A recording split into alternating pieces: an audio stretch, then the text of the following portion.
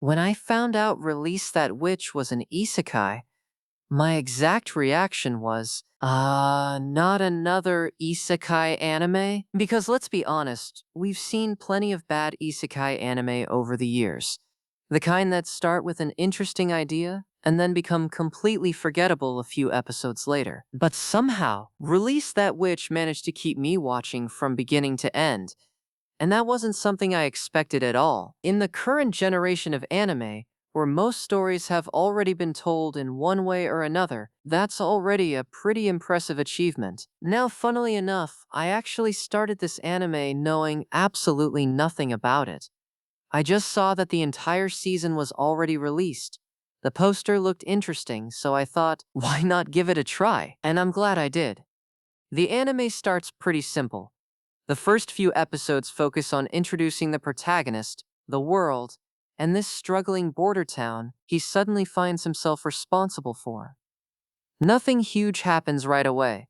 No massive twists, no crazy action.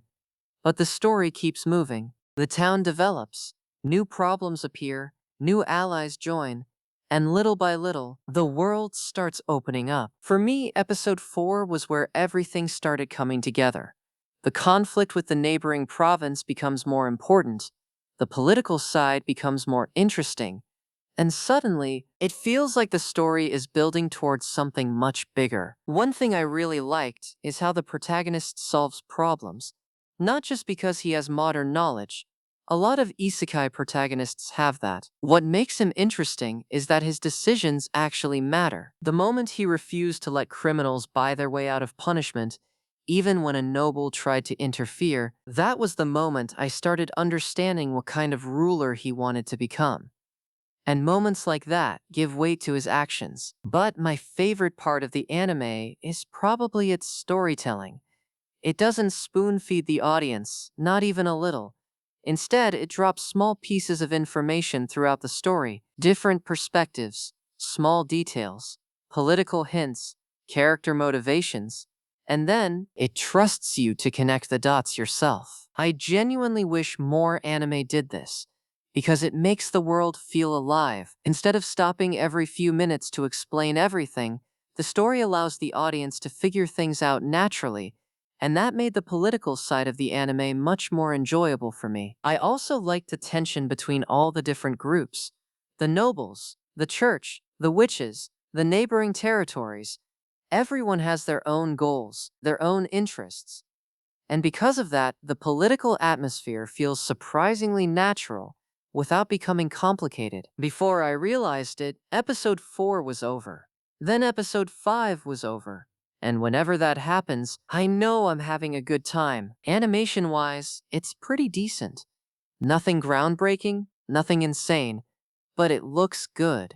The art style fits the setting, and I never felt like the visuals took me out of the experience. Now coming to the things I didn't really like.